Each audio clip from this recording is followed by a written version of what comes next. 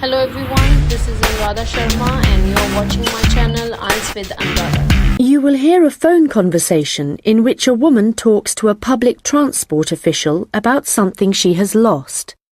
First, you have some time to look at questions 1 to 4.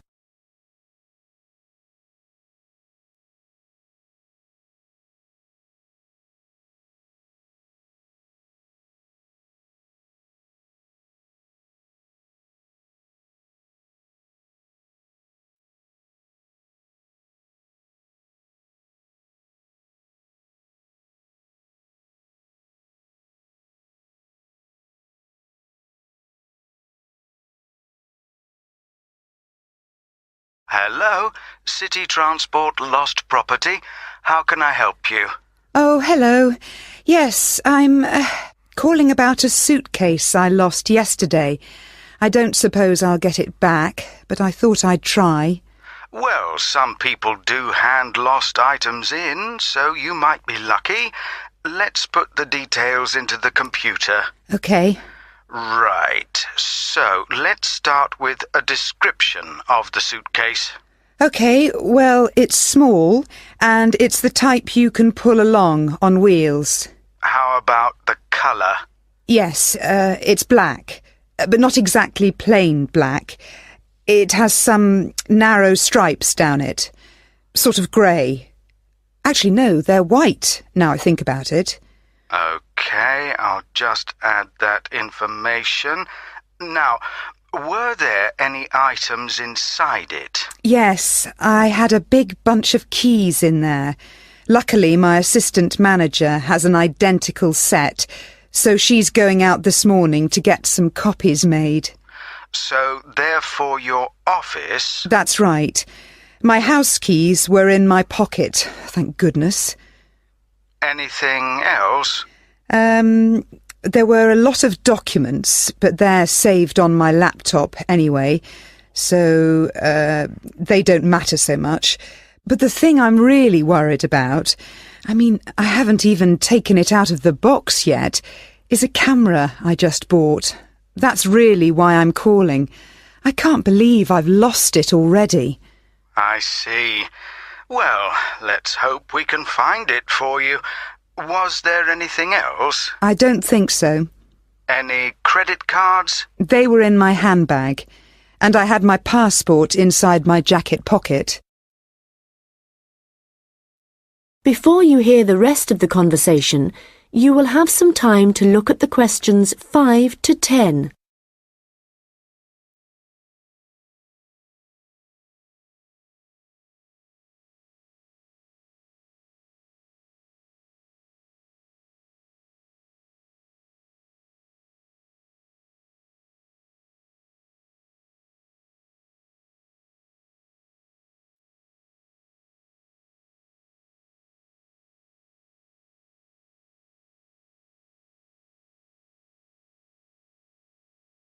Now listen and answer questions 5 to 10. Money, clothing, any personal items? Let me think. I had an umbrella. It was black. No, blue. But obviously that isn't as important as the other things. No, but it all helps us identify your property and get it back to you. Anyway, I just need to ask you for some basic details about your journey. So it was yesterday, was it? That's right. In the afternoon. Around 2 p.m, maybe 2:30. OK, so that'd be May the 13th. Yes. I was heading to Highbury. That's where I live.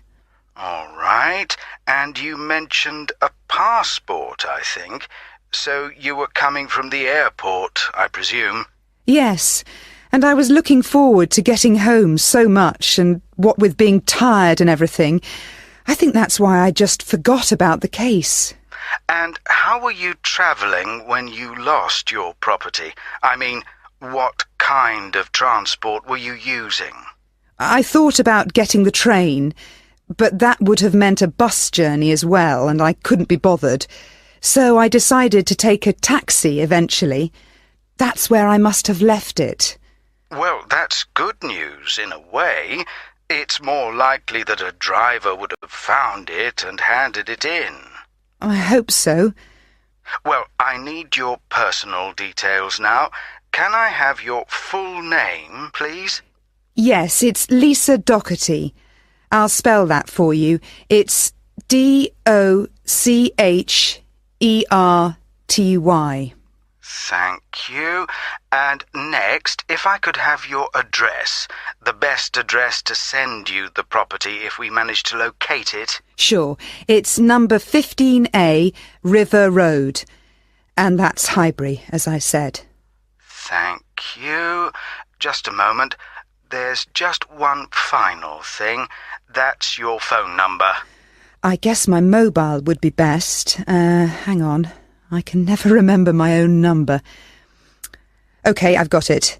It's 07979 605 437. Very well. I think that's everything we need at this end. I'll have a look at the data on... That is the end of section 1. You now have half a minute to check your answers.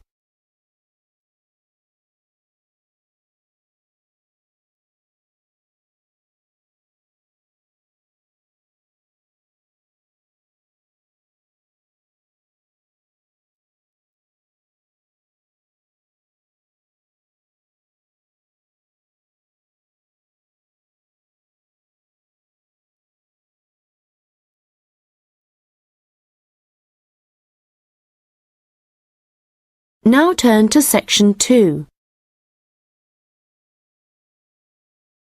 You will hear a tourist information officer explaining local walks to visitors. First, you have some time to look at questions 11 to 15.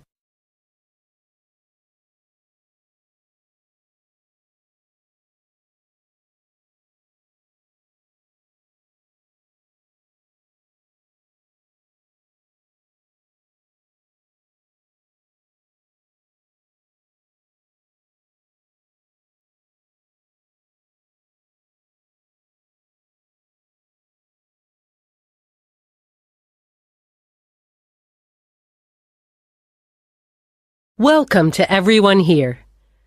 I hope you enjoy your stay in our village and enjoy the local scenery. I'll tell you a bit about the forest and mountain tracks in a minute, but first, I'll just give you an idea of where everything is in the village. So, we're here in the Tourist Information Center, and when you come out of the center, you're on Willow Lane, just opposite the pond. If you want to get to the supermarket for your supplies of food and water, go right. That's the quickest way, and then turn right at the top of Willow Lane, and it's the second building you come to, opposite the old railway station.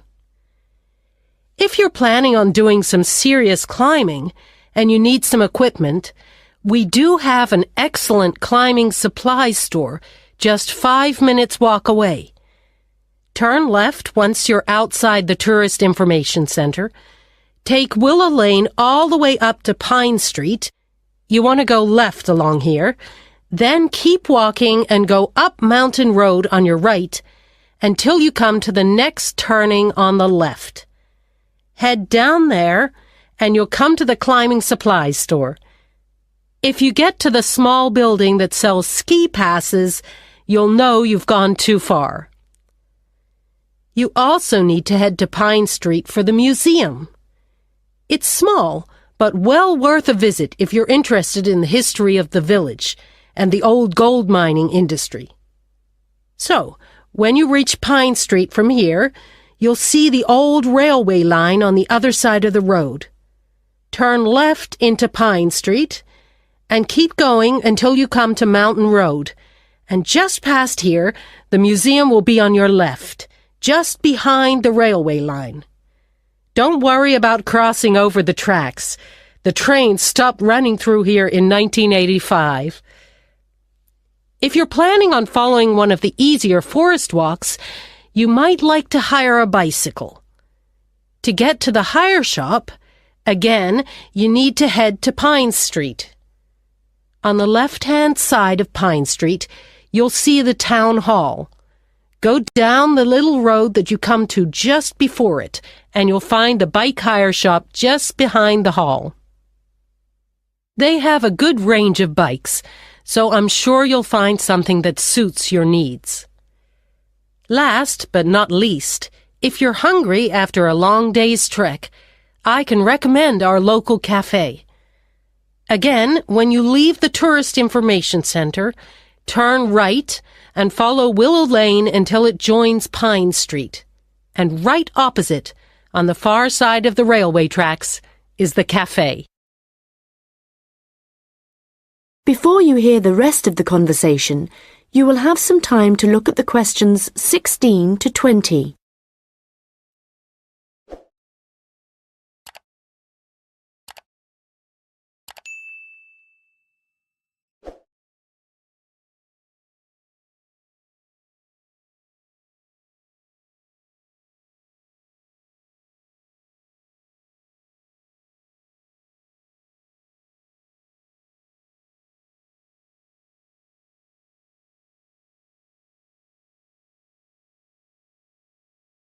Now listen and answer questions 16 to 20. Okay, let me tell you a little bit about the different tracks we have here. All of them start at the end of Mountain Road, and you'll find a parking lot there where you can leave your vehicles. Let's start with North Point Track. It's a gentle route through lowland forest, good for biking and probably the one for you if you have small children. There's a wooden hut where you can stay at the end of the track, but be aware that it's really just an overnight shelter, and you'll need to take your own sleeping bags and cooking equipment. Another option is the Silver River Track. As the name suggests, you'd be following the river for most of the way, and you get to see some of our beautiful native birds. But the track also goes through a densely forested area. Unfortunately, the signposting isn't very good in places, and you do need good map reading skills to avoid becoming disoriented, which happens to visitors a little too frequently, I'm afraid. Valley Crossing will take you through some stunning scenery, but there are several points along the way where you'll need the level of fitness required to get over some pretty big rocks. Stonebridge is one of the shorter tracks, but very steep as it takes you up to the waterfall, and you do need to be in good condition to manage it.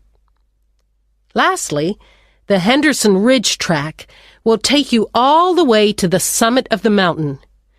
Do bear in mind, though, that at this time of year the weather is very changeable, and if the cloud suddenly descends, it's all too easy to wander off the track.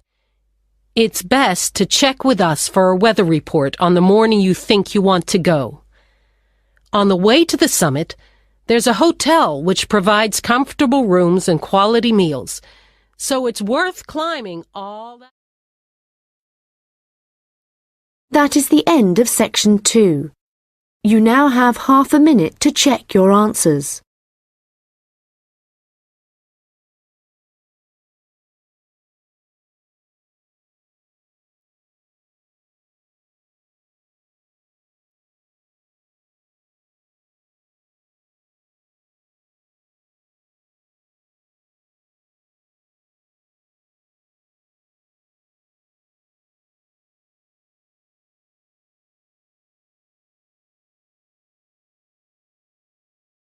Now turn to section 3. You will hear a student discussing his case study with his tutor. First, you have some time to look at questions 21 to 25.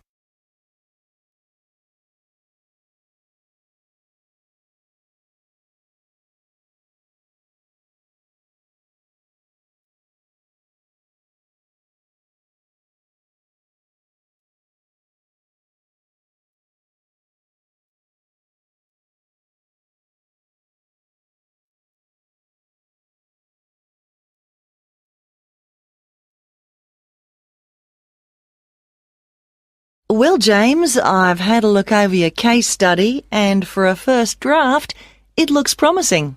I have to be honest. When you told us we had to write about a furniture company, it didn't sound like the kind of thing that would interest me. But since then, I've changed my mind. Why's that? Well, as you know, Furniture Rossi is an Australian company, still comparatively small compared to some of the high street stores, but it's got plans to expand into foreign markets. So I chose it for that reason. It's going through a transition. It's a family-run business aiming to build a global brand. All right, and you've made that clear in your writing. One thing, though, that I think you've overlooked is why Luca Rossi started a furniture company here in Australia in the first place. Well, he'd just got an arts degree, hadn't he? And people were trying to talk him into an academic profession, but he wanted a practical job, something he thought would be more satisfying in the long run. His grandfather had been a craftsman. He'd made furniture in Italy, and he'd passed this skill on to Luca's father.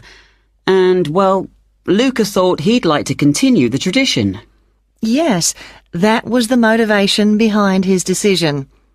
And what was it, do you think, that gave Furniture Rossi a competitive edge over other furniture companies? I wouldn't think it was price. It's always been at the higher end of the market. But according to my research, it was to do with the attitude of the employees. They were really focused on giving good customer service. Yes, Luca Rossi insisted on that. Their promotional campaigns also emphasised the fact that the wood only came from Australian forests. But that was the case with their rivals too, so it wouldn't have made them stand out. OK, we'll have a careful look at the content of your case study in a minute, but I just want to make a general comment first before you start writing your second draft. OK. Yes, what I'd like to see more of is your opinion. A bit more critical thinking rather than the bare facts. But it's good to see you've been careful with your referencing this time. Thanks. And I read and reread my work, so I'm pretty sure there aren't any errors with the language. Yes, it's fine. Oh, but there's one other thing I could probably mention at this point. Yes? Well, at the end of term, you'll also be giving a presentation, also on Furniture Rossi. Yes. I haven't given it much thought yet. Understandably, but while you're writing the case study, I'd recommend you think about what kind of information would be suitable to use in your presentation. Remember, the last time you gave a presentation on a company, you spent a considerable part of the time providing the audience with financial data. But they probably needed to hear more about company strategy. Yes. I did concentrate rather too much on the figures. I'll make sure there's a balance this time. Good.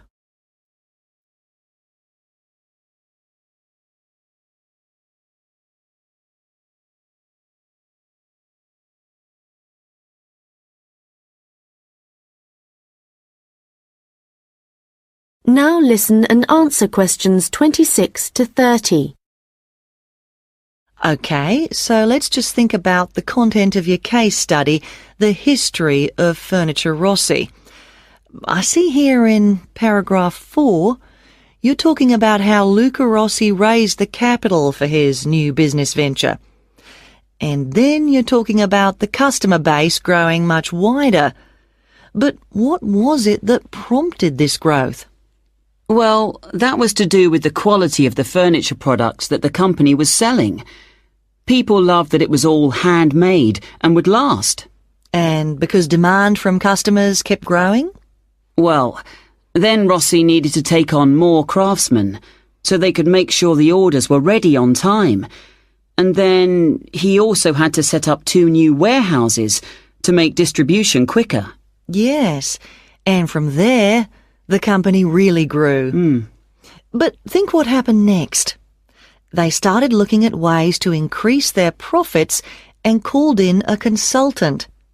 And what he saw immediately was that the infrastructure was completely outdated. They were paying 3 full-time admin staff just for data entry.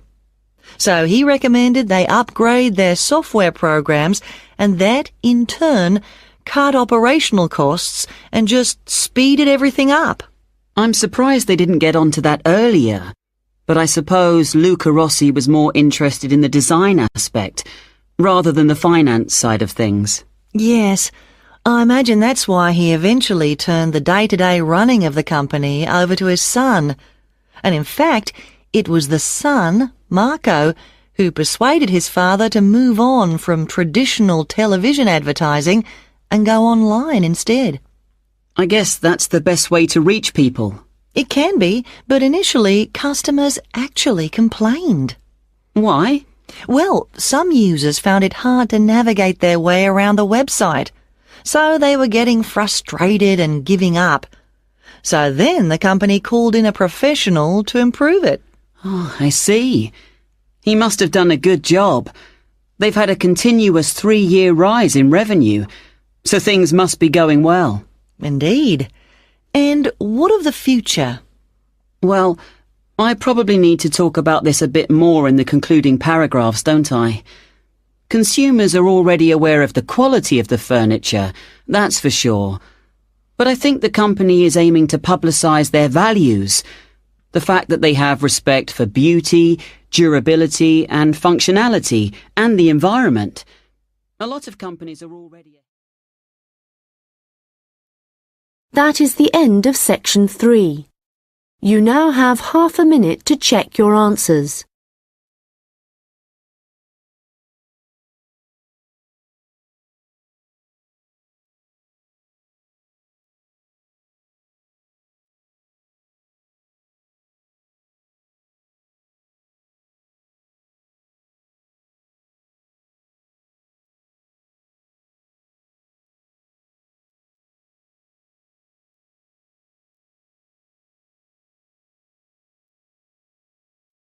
Now turn to section 4.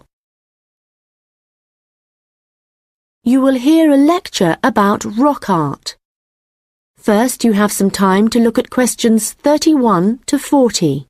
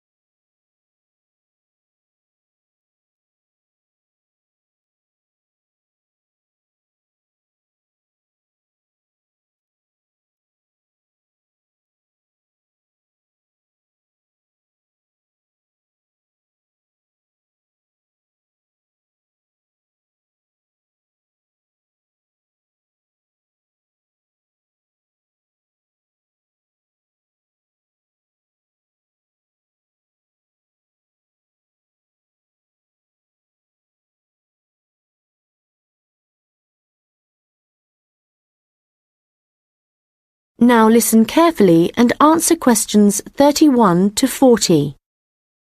Hello everyone and welcome. As part of this series of lectures on the development of early humans, today we are looking at rock art, the paintings and drawings produced by prehistoric peoples as they spread across the continents. If you've been lucky enough to look at a piece of rock art close up, you'll know it's an experience that makes you wonder about the passage of time and our own history. But rock art also has a practical value for researchers, and let's start by considering why that is. Firstly, it provides vital information about the way that people evolved, information not always easily obtainable from excavated artefacts alone. Secondly, rock art tells us about migration, where people came from and where perhaps they went next. Rock art is found all over the world, and this in itself is not surprising. But what is rather amazing, you might think, is how similar some images are, whether you're looking at a rock face in South Africa or standing inside a cave in Spain. Let me give you an example. When our ancestors drew humans, they would often draw them as stick figures.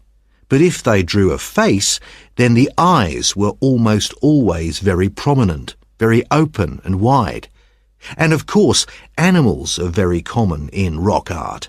But one animal which is very interesting to researchers is the lizard, because whenever you see a prehistoric painting of one, it's depicted either in profile or looking down on it from above. And these drawings are produced by people of totally different cultural backgrounds. Amazing. But how can this be the case, that similar artistic styles exist in such distant locations? In the past, archaeologists believed that trade must have brought people together, and that it gave them the opportunity to observe each other's culture, including art styles. But this didn't prove to be the case. Recently, researchers have come up with a new theory. They believe that the brains of our ancestors evolved to notice certain images before others, and this was important, actually essential, because in an environment full of constant danger, it was necessary for survival.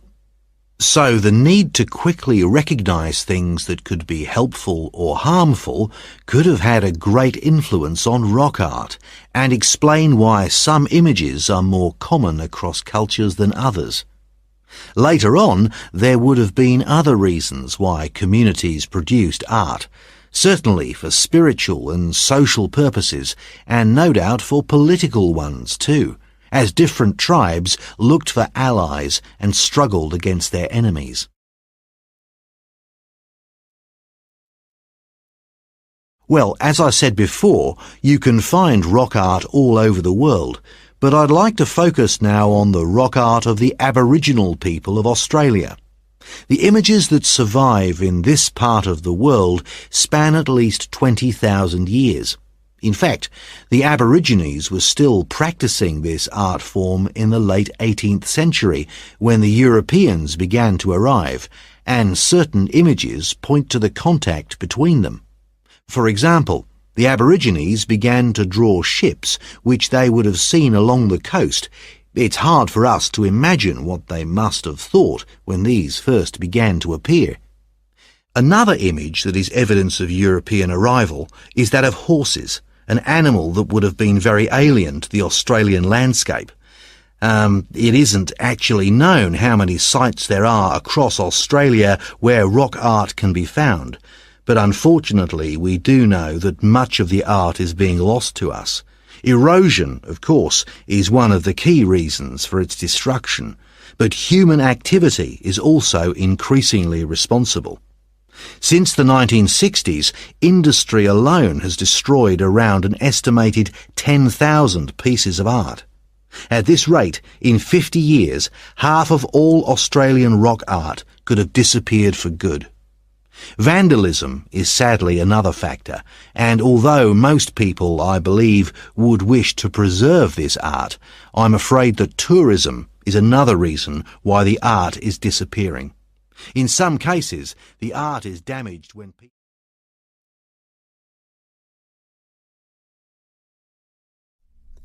That is the end of section 4. You now have half a minute to check your answers.